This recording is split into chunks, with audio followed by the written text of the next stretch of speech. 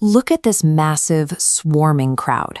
Hundreds of discrete individuals, all moving at once, creating a dense wall of visual noise and erratic motion.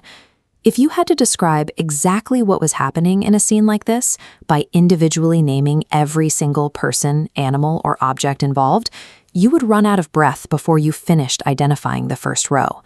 Our brains cannot efficiently process or share information under that kind of weight. To make sense of reality, human communication requires a built-in shortcut. We need a mechanism to take the exhausting chaos of a massive crowd and pack it down into something we can quickly say and instantly understand. That mechanism is the collective noun. It is a highly specialized word designed to name an entire group of individuals all at once. It operates across the board, working perfectly whether you need to organize a gathering of people, a cluster of animals, or a collection of lifeless objects. These words are tools for strict linguistic compression. They take an overwhelming multitude of separate pieces and package them neatly into a single, highly manageable unit. You see this constantly with human groups. A dozen individual athletes running around a field immediately become a team. A house full of individual relatives is compressed into a family, and a room packed with dozens of different learners is instantly understood as a class. The exact same logic applies to nature. A wide field covered in individual grazing cows is quickly simplified down to a herd. When we look up at a dozen birds in the sky, we see a flock. When a dozen wolves hunt together through the woods, they are a pack. This compression works seamlessly on inanimate objects too. Pluck 30 individual grapes off a vine, and you are holding a single bunch. Put 50 individual warships out on the ocean, and you are looking at a fleet.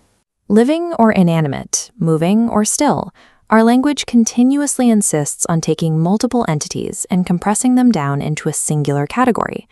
This brings us to a mechanical paradox. We are looking at a reality that is definitively plural, but we are describing it with grammar that is definitively singular. Watch how these scattered dots converge into this solid shape. This diagram demonstrates the many-to-one rule in action. Language forces us to treat an entire scattered multitude as one solitary grammatical entity. Look closely at a sentence like, "The team is winning the match." The verb here dictates the reality. We use the singular is, treating the team as a single block. Consider another example. The family is very happy.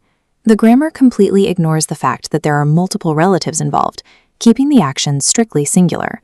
Even when the plural members are mentioned directly, like in "a flock of birds is flying," the singular verb rule holds. The plural word birds has no control over the verb. That singular verb acts as the grammatical glue. It proves definitively that those chaotic, separate individuals have been forged together into one tight entity.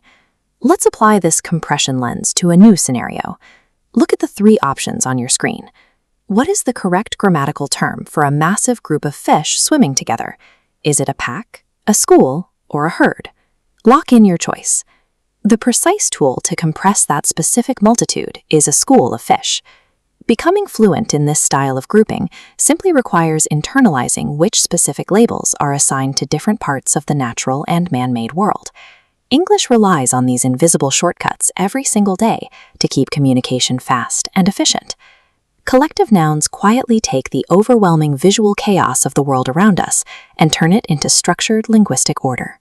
If you want to keep exploring the hidden mechanics that make our language tick, be sure to like this video, share it, and subscribe to the channel, because when we master the words that group our world, we gain the power to better organize and understand reality itself.